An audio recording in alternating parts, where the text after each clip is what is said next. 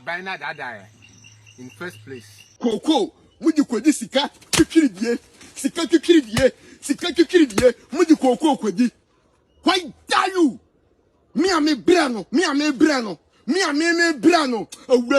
Why dare you? And finally, cocoa farmers in Ghana here have reacted to new cocoa price increment now. John Mahama at the Abano. Now, in fact, how much say come up concept no more 170 there?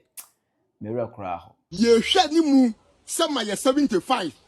50 million krawa ma ye. Dollar kofe mu ame, dollar na midie. Dollar gumifie.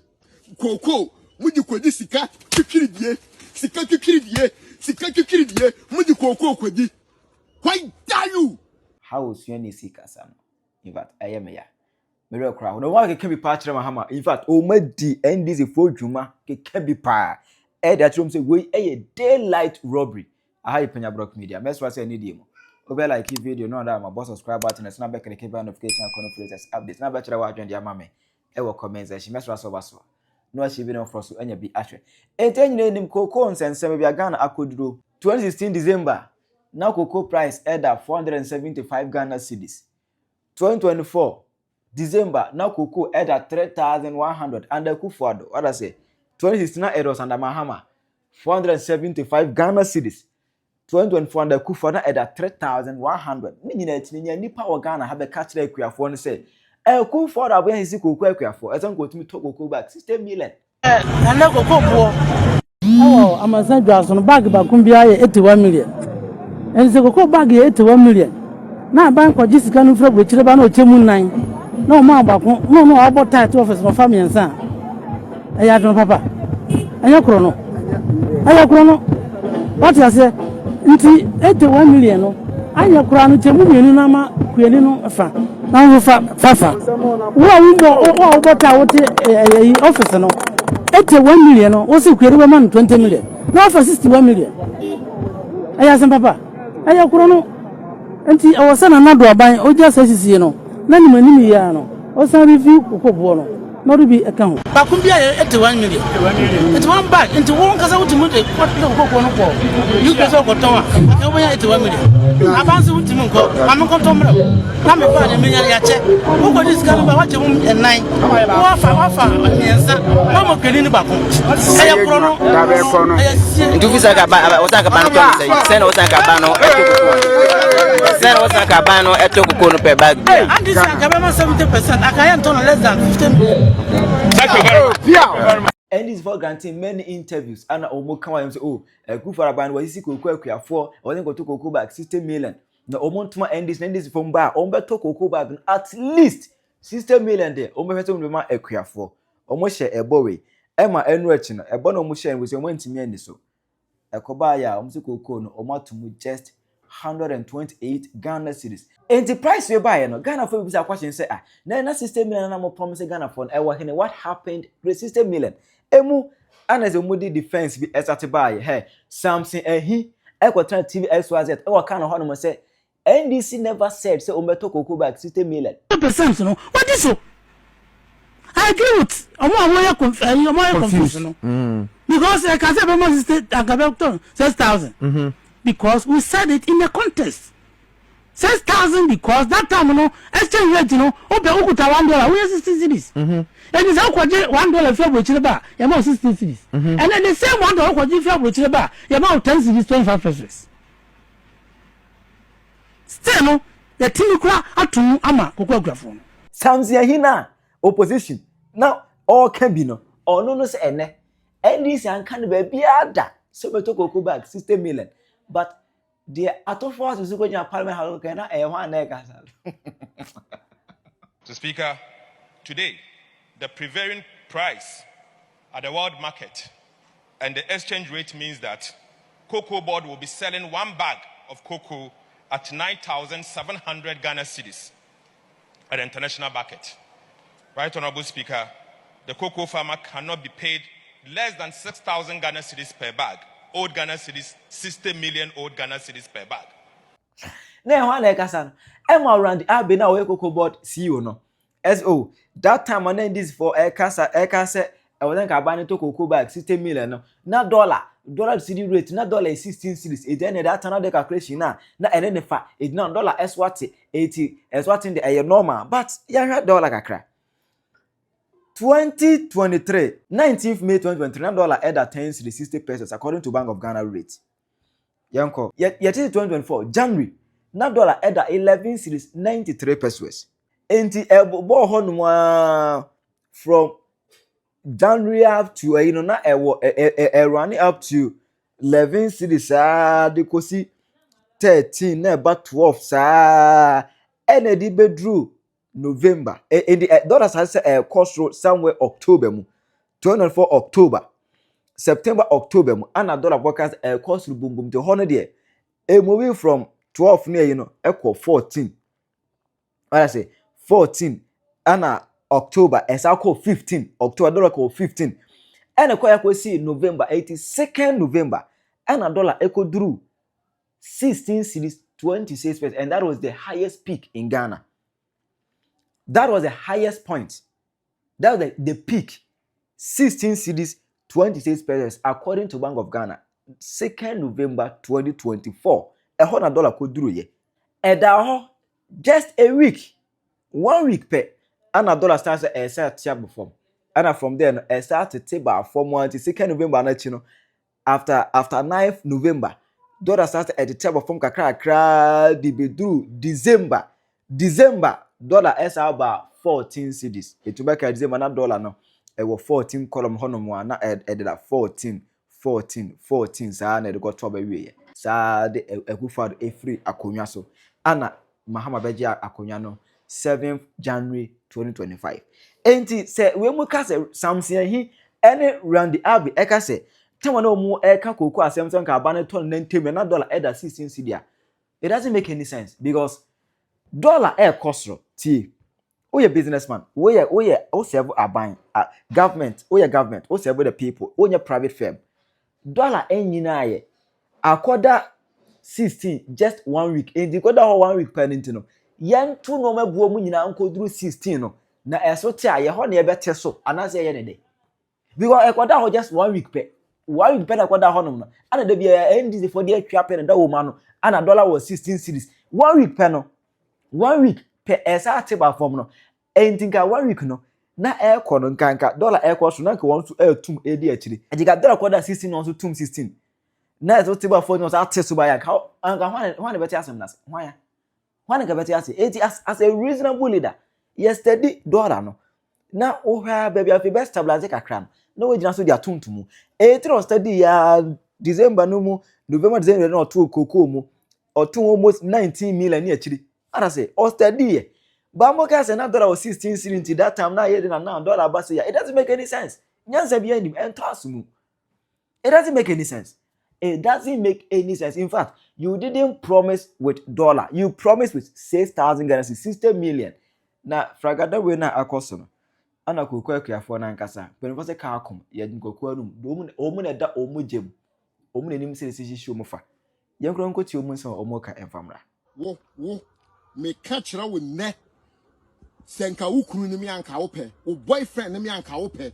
Wo sa maami we wo me wale wo ba wase ne me anka wo pe wa kunta wo nua ne me anka wo pe wo anya mi kunu wo anya mi girl wo anya mi ofase enti na wani breme no eyensemhunu ana wudie no enye se wani breme a anka wo mfa comment basabasa ema mi video ase emedi matam every day threatening eba me so sa video na me ye no wo hwani me kasa free Jubilee House wo hwani me ye commander me ye national security hweyie me ye bechiw ye beye wo sei wo kasa anye me come kira wo nese me ma no so me ni fie me ni car me ni ajapade ensene chairman untumi MPP chairman Kumasi me mo branch no hwe kwaye a mode ne fa so agrada mi wo sika ma di yie ma sefie e cha agrada ekwan amode na fa so dia mo ye chairman untumi no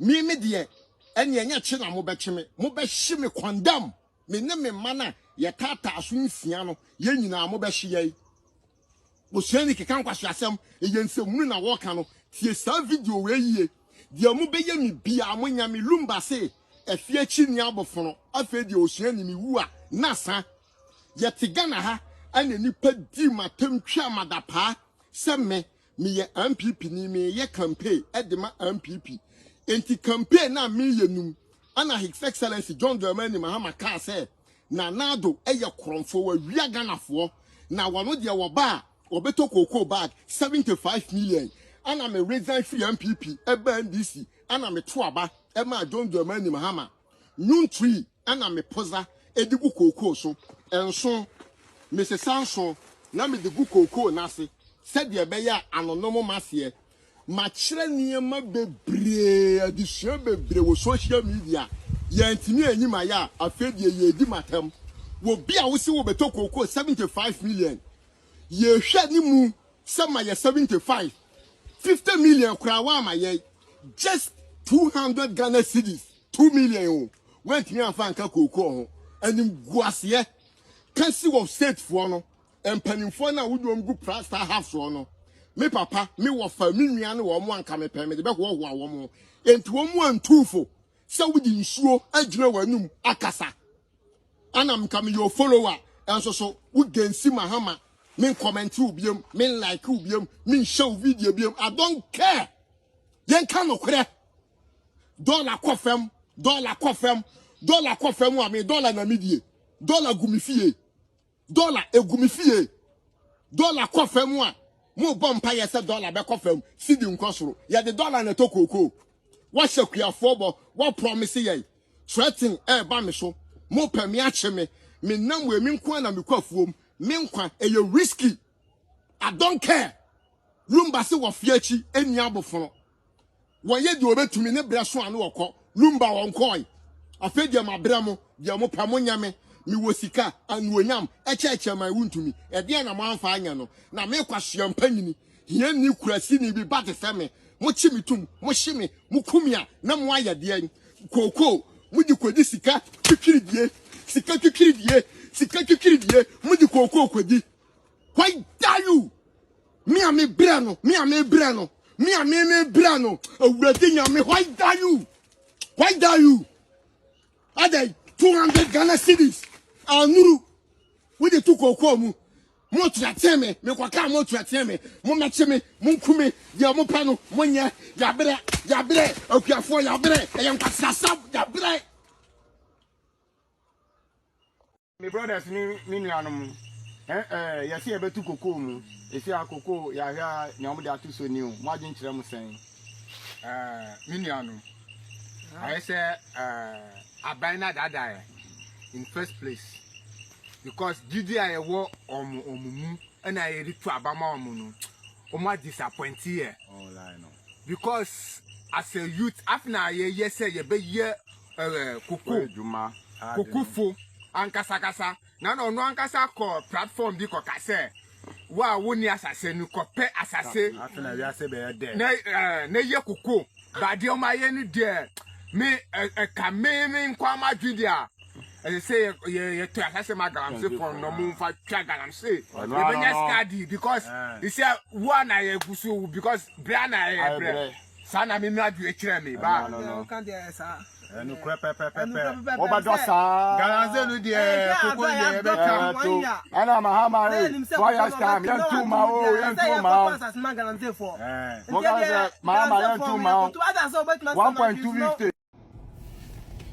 your friend asam beba debi na ya na impempi no ye kansem bebre a na bi mu di atem na bi mu me TikTok video comment cranias here e bi mu tumi send me message say that Mr. Poku adenti na wo man ye comment na yindi watem can you imagine yet ye ba bi o ye dwene ye ho na mbeka kire say koko bo mo ba ban mu a mo ba ni 6,000 and then the finance minister or no eco-general parliament the imre twemu ya say bibia na ye the cities contract in the cities we should all be proud of the cities and then eba koko boa letter ni nyina is in dollar obi also on your contract in city on your contract in dollars biom no or be chirem sa adi kontra aban no o ka say or the 3 cities Sorry, or the 3,000 cities beka cocoa who and or the 128 cities naka hono.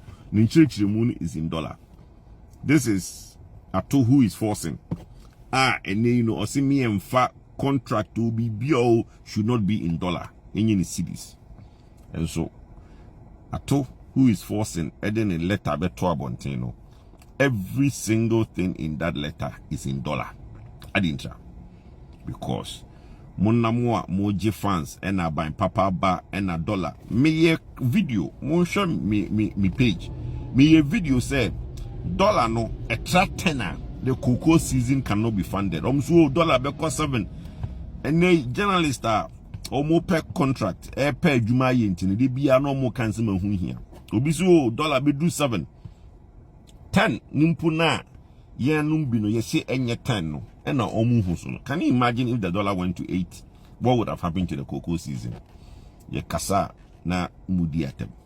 Any abai papa na abana dollar be do 10 no. So no and a more ye. When you are in a country, be beer one plus and minuses. Yes, see no a depreciate ye no na one in so. See no appreciate ya in so. It be and a no money cocoa for or motia yam free. Any sefi munu omo ka dollars only for moment modia ni sama ba be mu Ghana cedis ni die afi bia yetum last year ya mo 128% increase any mun ko mo increase 128 cedis anyway etoje mo am muni koku fo no bi di ni pepe say we are say there me say there enchi bia no yebenya brofo miensa yebenya Oxford English. You be Ghanaian English, near NDC English. The NDC English, no, I don't know who be anti-asia, cause almost can who ultimate but Ghana we did. The United Kingdom. Senya sema yenka. Eye den ena Randy Abia. Onu nasifi pram. Mpuano. Obia koko okra ohun bida. Onu ena Mahama bekwa ko yinu se omeye Cocobod CEO. Onko negotiate cocoa deal na ombe tumu mawu cocoa kwiani. Ghana ni uye mobo, kwiani uye mobo.